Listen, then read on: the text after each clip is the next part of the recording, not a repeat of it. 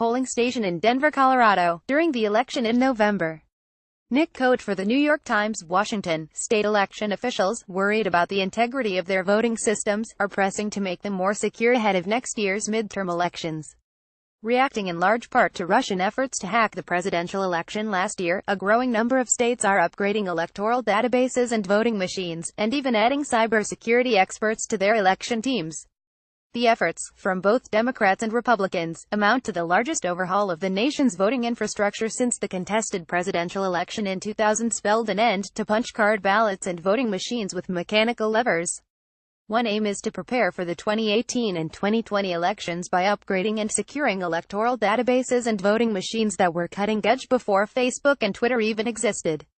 Another is to spot and defuse attempts to depress turnout and sway election results by targeting voters with false news reports and social media posts. West Virginia's elections team has added a cybersecurity expert from the state National Guard with a top-secret federal security clearance. Colorado and Rhode Island will now verify election results via an advanced statistical procedure called a risk-limiting audit. Delaware is moving its voter registration list off the state's aging mainframe computer and preparing to replace a 21-year-old electronic voting system that does not leave a paper record of votes to be audited. Last month, a panel of state, federal and private election experts completed a sweeping revision of guidelines for manufacturers of new voting equipment, the first major overhaul in a dozen years. While the guidelines are voluntary, they are endorsed by all but 3 states, so manufacturers effectively must meet the new standards to sell their equipment in most of the nation. Of course, threats to democracy and fair voting, such as gerrymandered election districts and disinformation campaigns on Facebook and other social media platforms, go well beyond election technology. And so far state and federal funds have often failed to match the scale and urgency of the problem. But in a time of widespread skepticism about the security of American elections, ensuring people that their votes have been counted accurately has become a pressing demand. What's happening is a psyops operation, said Mac Warner, the West Virginia Secretary of State. That's what the Russians are running against us now, trying to erode confidence in our democratic process. We need to assure our citizens that we're aware of these attacks, that we have assistance to counter them, and that when they do occur, don't panic. There are resources to turn to. In an era of bitter political divisions and elections rules disputes, the effort to make the vote more secure is notably bipartisan and relatively rancor-free. Republicans like Mr. Warner are largely aligned with Democrats on the need to act before the next presidential election in 2020, and there is some support in both parties in Congress for helping to finance changes. Experts have warned for years that state and local election equipment and security practices were dangerously out of date, but state and local election agencies short of cash have often lagged in updating their systems. The 2016 election, however, laid bare the seriousness of the threat. Federal officials have said they are confident that November's election results were not tampered with. But federal intelligence and security officials were so shaken by Russian attempts to compromise the vote that the Department of Homeland Security designated election systems a critical national infrastructure, like banking and the electrical grid, that merits special protection. The scope of the threat was underscored on Tuesday when a new report concluded not only that widely used voting systems can be breached by hackers, sometimes with almost trivial ease, but that they contain components manufactured in nations like China with a clear interest in undermining American democracy.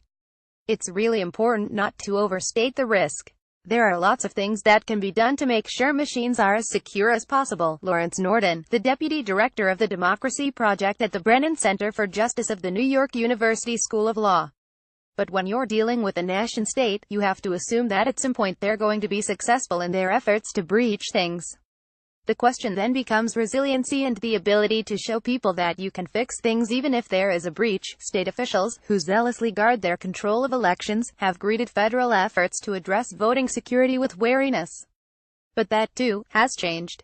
State election directors who are blindsided and angered by the Homeland Security Department's critical infrastructure designation will meet with department officials in Atlanta this month to discuss how they can share information about threats.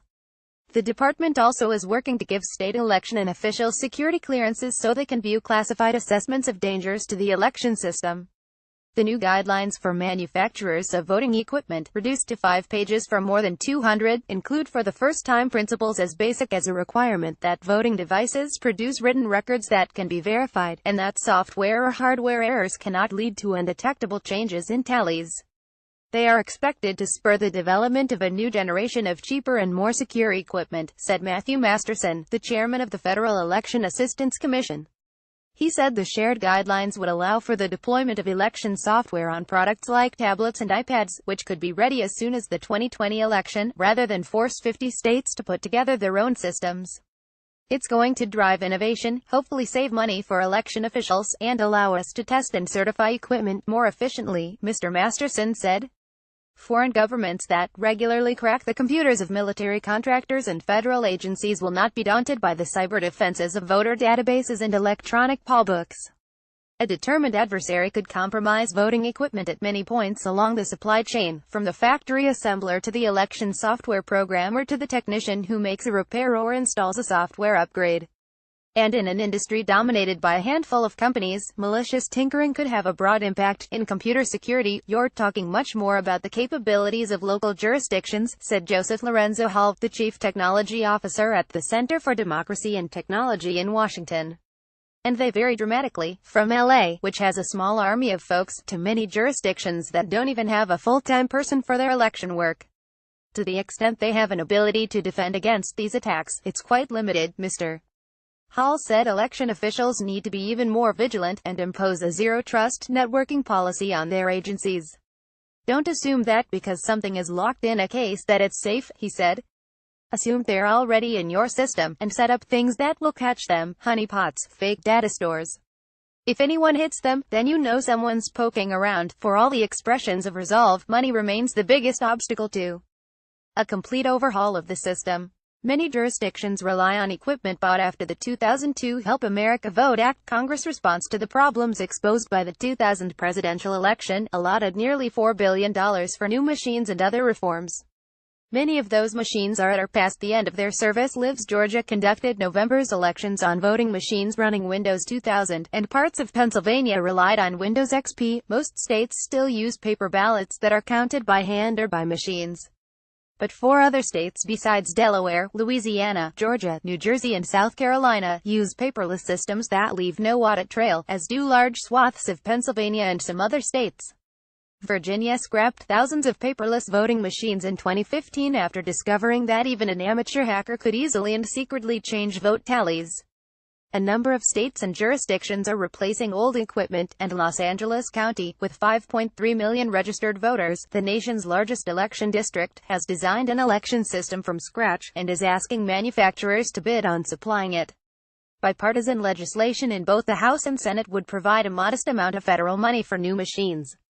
But prospects for passage are uncertain, and many states are unable or unwilling to fill the breach. The South Carolina Election Commission estimates that it could cost $40 million to replace the state's antiquated voting equipment with machines that used auditable paper ballots. So far the state legislature has come up with $1 million, said Chris Whitmire, a spokesman for the commission. We're using the same equipment we've used since 2004, he said. If $40 million dropped into our hands today, we'd have a paper ballot trail, too. But even states that cannot afford more secure machines are taking steps to harden their election systems and bolster public confidence in the vote. South Carolina has accepted an offer of free cyber-hygiene scans of its system by Homeland Security experts. Colorado is upgrading its voting equipment, but it has also begun to receive Homeland Security screenings, added National Guard security experts to its election team, and tacked a basic security measure onto its voter registration database: two-step authentication for anyone seeking to log into the system. State election officials are now in regular contact with federal security and intelligence agencies about threats to the vote, said Trevor Timmons, the chief information officer for Wayne W. Williams, the Colorado Secretary of State. I've spent more time talking to 3-letter agencies in the last year than I have in my entire career, he said.